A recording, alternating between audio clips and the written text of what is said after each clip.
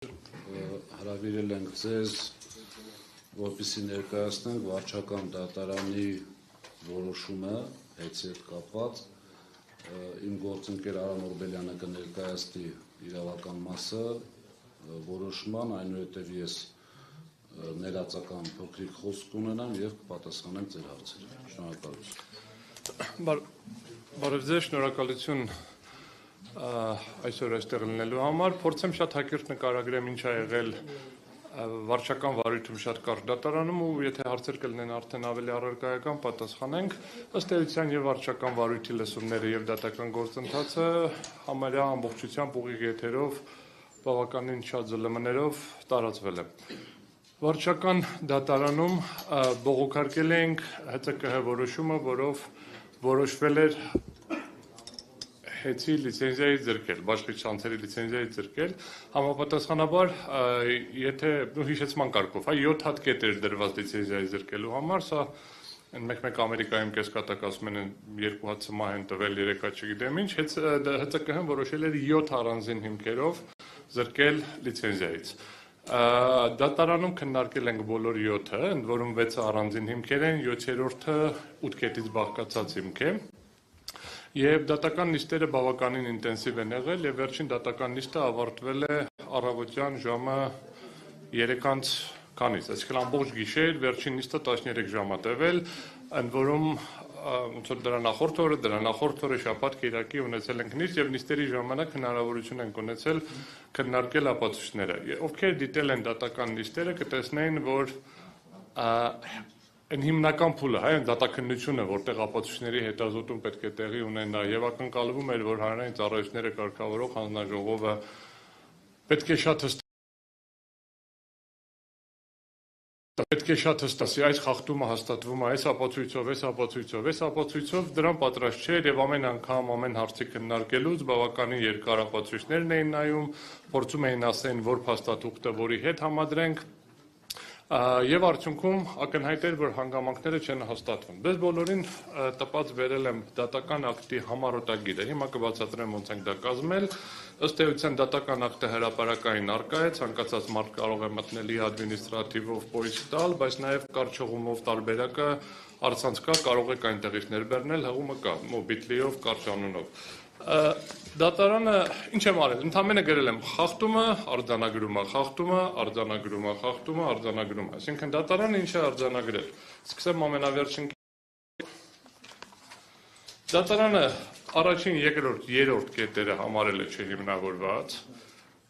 և 7-րդ կետը համարել է չհիմնավորված։ Ուժի մեջ է թողել 4-րդ, 5-րդ և 6-րդ կետերը, 6-1 կոչվածը, որը առանձին կետ է։ 5-6-ը վերաբերվում են երաշխավորություններին, շատ հակիրճ դրանք անդրադառնամ, նույն բանի մասին է, և 5-ը և 6-1-ը վերաբերվում են նույն գործողությանը հետի կողմից ենթադրաբար երաշխավորություններ տրամադրելուն, 4-րդը վերաբերվում է հետի կողմից ՀԾԿՀ-ին տեղեկատվություն տրամադրելու, սխալ կամ ոչ ամբողջական տեղեկատվություն տրամադրելուն։ Հիշեցման կարգով, առաջին կետով արձանագրել էին ՀԾԿՀ-ում, որ BH համակարգը, այսինքն այն համակարգը, որ 30 րոպե կտրված կոր տեղեկատվություն պետք է պահի, ընդ որում եթե կհիշեք, բավականին շատ քննարկում եղավ տեղեկատվությունը ամբողջությամբ կորվել, ոչ ամբողջությամբ կորել, այդտեղ եթե ճիշտ եմ հիշում, ՀԿ-ների մի մասը պարզաբանեցին, հետո մի հատ էլ պարզաբանեցին, փաստը այն էր, որ արձանագրել են, որ կորել է։ Մենք եւ նիստի ժամանակ հանձնաժողովում եւ դատարանում ասում ենք դա տես չի էլի, որ նայեցի չկա։ Դա ենթադրում է որոշակի փորձագիտական process, պետք է պարզել կորել է, չի կորել, ինչի է կորել, ինչի չենք տեսնում։ Եթե կհիշեք, նիստի ժամանակ ՀԾԿՀ-ում ասեցին, դե մենք երեկոյան նորից բացեցինք, նայեցինք, չենք գտել այդ տվյալները, ուրեմն Ուղևորվեք դեպի արկածներ Star Wars տիեզերքով ամբողջ ընտանիքով։ Ընկղմվեք գալակտիկայի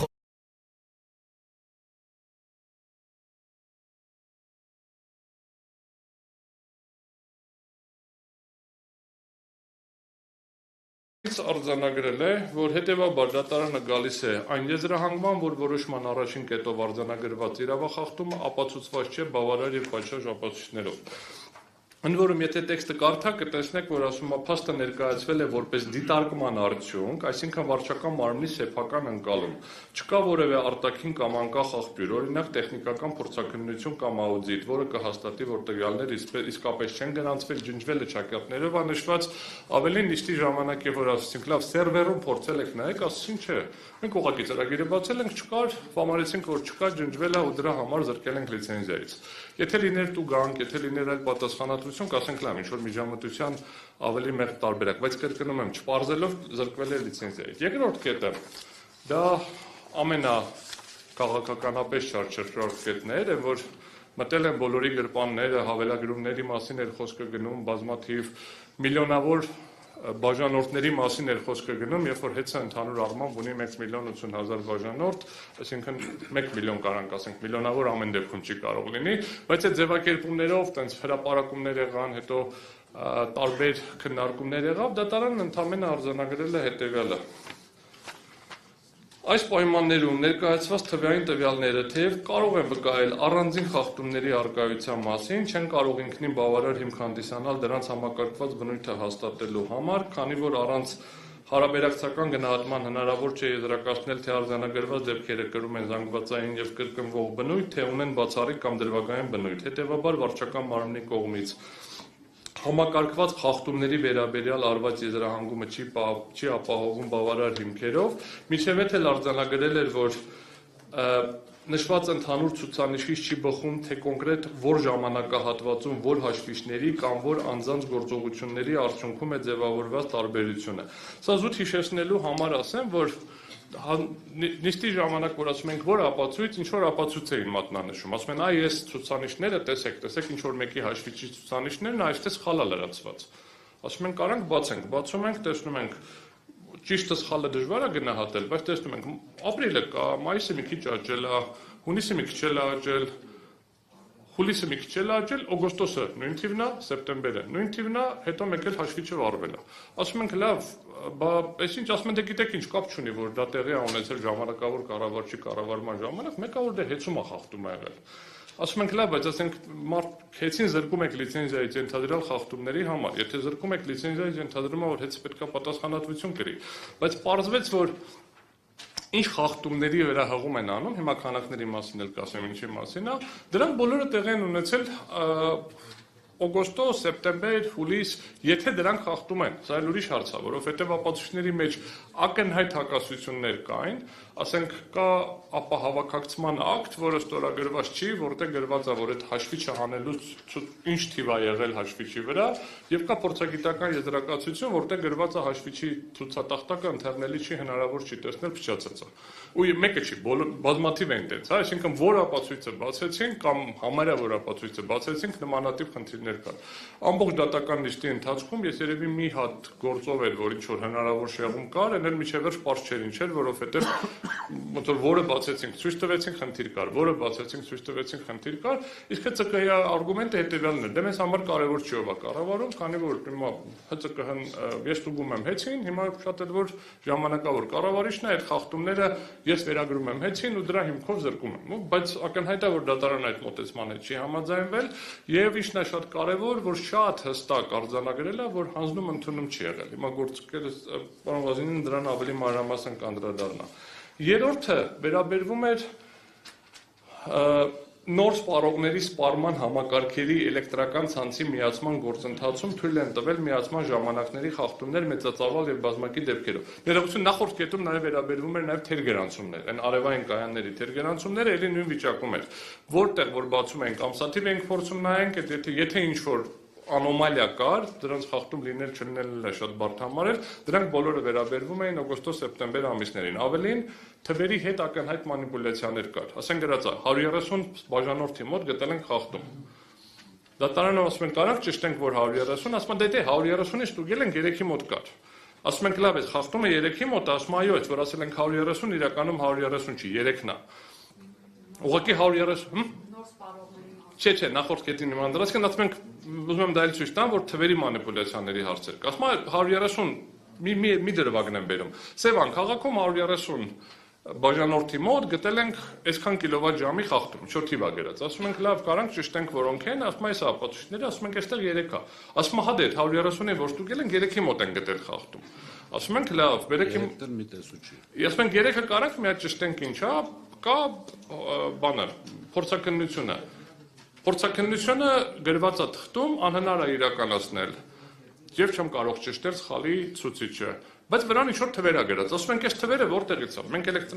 էլեկտրոնային թղթերն ենք տեսել դատական համակարգում, մենք միշտ ունենք սկաներ, ասում են հայտ մատիտով գրվածները փաշվի մի առեք։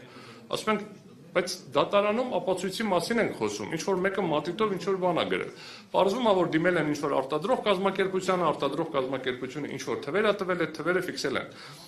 Ու այդ թվերով էլ հակասություն չի առաջանում, եթե այդ թվերը ընդունենք ամբողջությամբ ճիշտ, վերաբերվում է կրկին օգոստոս-սեպտեմբեր ամիսներին կամ հուլիս-օգոստոս ամիսներին։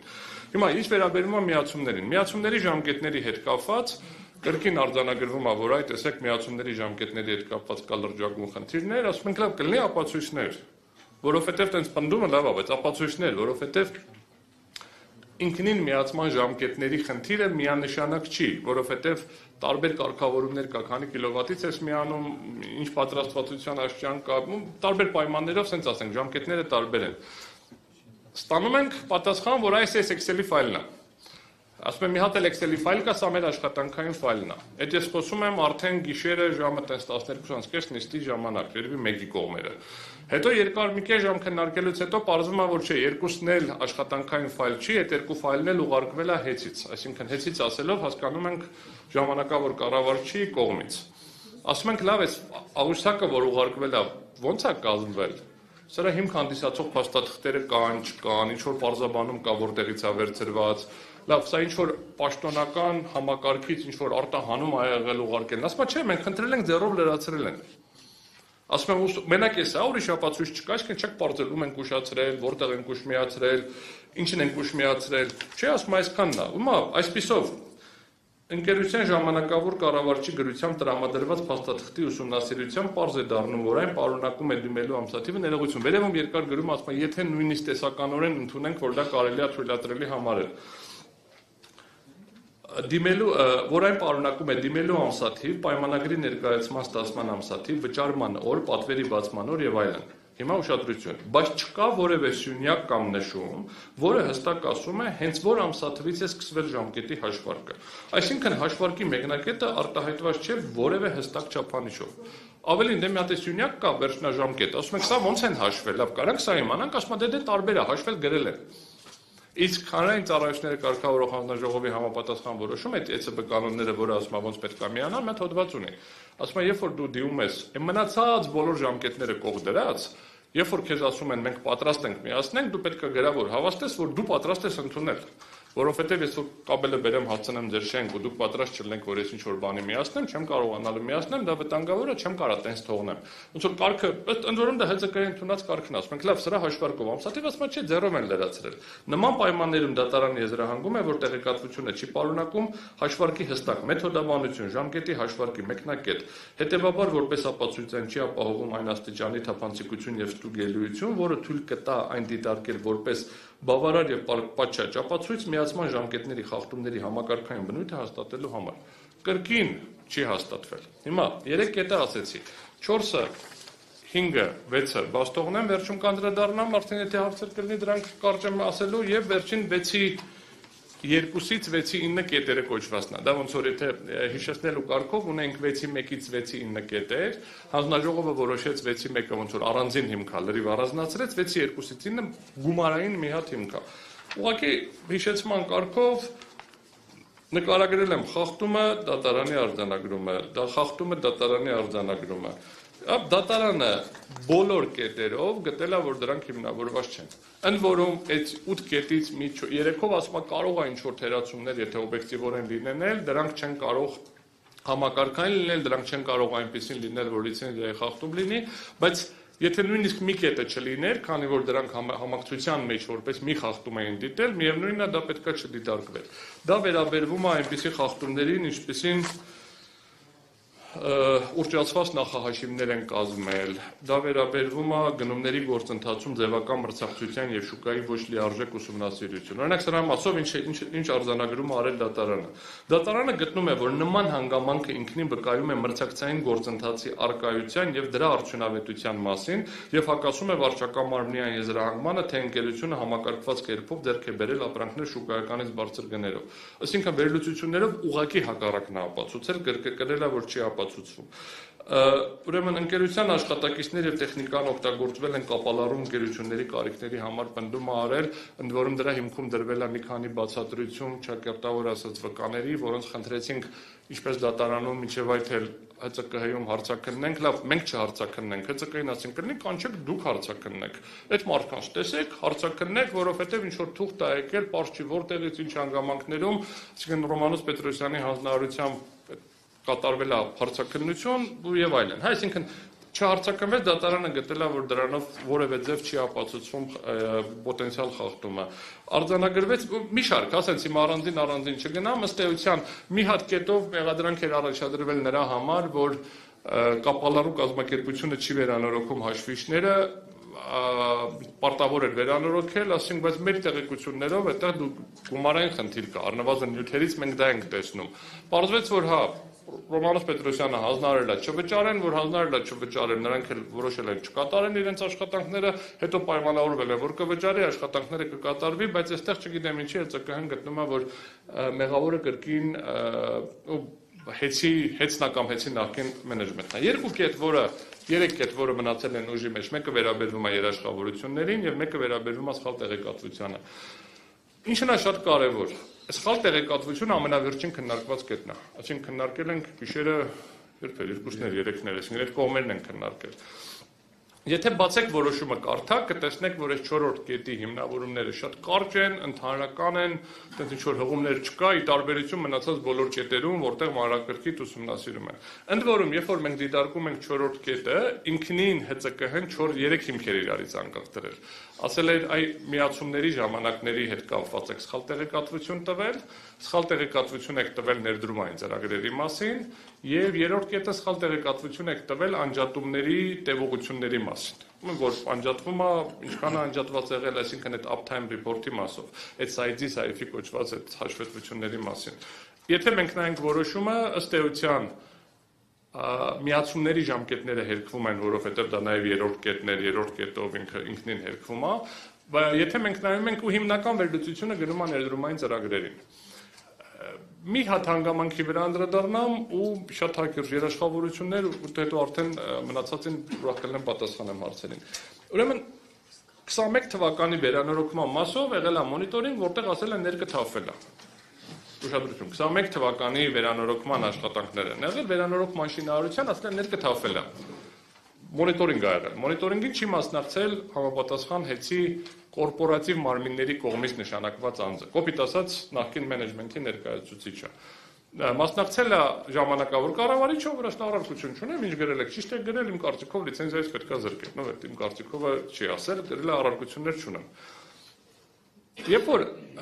փորձում ենք հասկանալ, ու երբ որ մենք բացատրություններ ենք տալիս, ասում ենք, այս շենքը շահագործման հանձնված է, այս շենքը վերանորոգված է, ներկը թափվել է, կկանչենք այդ երաշխիքային ժամանակահատվածում է կներկեն։ Ընդ որում չգիտենք թափվել է, չի թափվել, որովհետև մենք տեսնում ենք այդ հաշվետվությունները։ Հիմա ասում են, այ տրանսֆորմատորային կայանը գրել եք շահագործմանը հանձնված, եկանք ստուգեցինք, տեսանք շահագործման հանձնված չի։ Ասում ենք, բայց շահագործման հանձնված է, հեսա շահագործման ակտը։ Ասում են, չէ, բայց այնտեղ տրանսֆորմատորներից մեկը միացրած չէր։ Միացրած չէր ինիկատի չուներ, կպցրած չէր, ամեն ինչ կա, ուղղակի հոսանքի միացրած չի։ Ասում ենք, հա, միացրած կարա չլինի, որովհետև տրանսֆորմատորային կայաններում, ենթակայաններում կարա միշտ լինի 1 կամ 2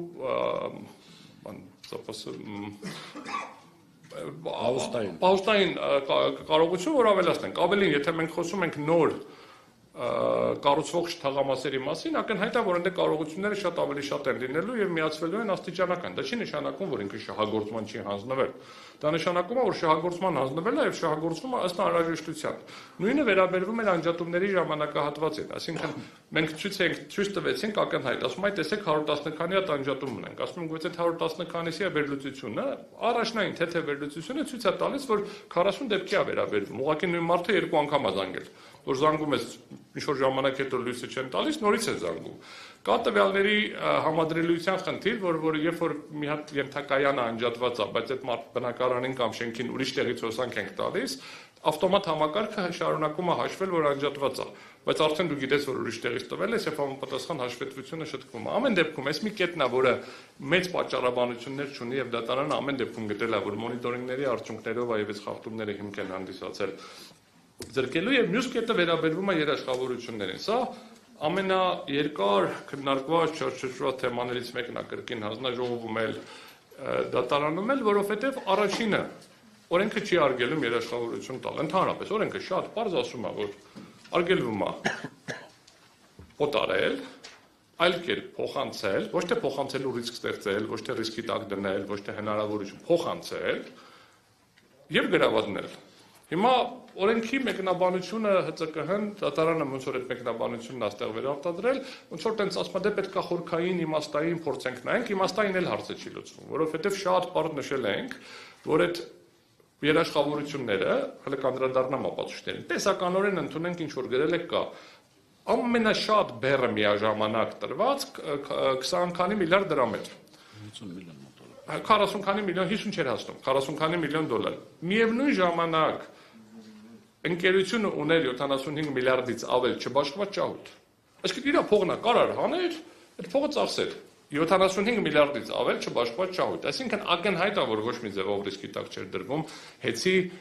հիմնական գործունեության համար անհրաժեշտ գույքը։ Սա ուղղակի ամենապարզ արգումենտն եմ բերում, բայց երբ որ գնում ենք ապացույցների դաշտ, պարզ է դառնում, որ այդ երաշխավորությունները թույլատրելի ապացույցներով չեն ապացուցվում նաև, որովհետև օրինակ բերել են մի քանի երաշխավորություն, բանկից են խնդրել, բանկը նաև գրություն էր գրել, որ այս երաշխավորությունները այդպես էլ չեն ուժի մեջ չեն մտել, չեն կնքվել, որովհետև կորպորատիվ համաձայնությունները չեն եղել։ Մի հատ վարկային պայմանագիր չտեսանք, ու երաշխավորությունը, որ պատկերացնեք, դա ինչ որ մեկի պարտավորությունը ապահովելու համար է։ Եթե դուք գնաք բանկում կնքեք երաշխավորության պայմանագիր, abstract, գնաք ստորագրեք, ասեք ես երաշխավորում եմ ինչ-որ բան։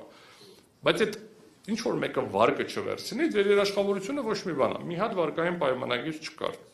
Չկար որևէ ապացույց, որը ցույց կտար, որ այդ երաշխավորությունները ընդհանրապես կնքվել են։ Այսինքն սա կրկնում եմ, ապացուցողական դաշտում կրկին լրջագույն խնդիր է, որովհետև ցենց abstract գրվում է։ Եվ ամենավերջին կարևոր խնդիրը երաշխավորությունների հետ կապված, եթե մնացած բոլոր կետերը հանձնաժողովը ինչ որ ձև կապում էր տկեն հաղորդման հետ, ասում էր այստեղ գրել են հավելագրում, այստեղ գրել են սխալ տեղեկատվություն, այստեղ գրել են ուշ միացում։ Երաշխավորությունները որևէ կերպ կապ չուներ տկեն հաղորդման հետ եւ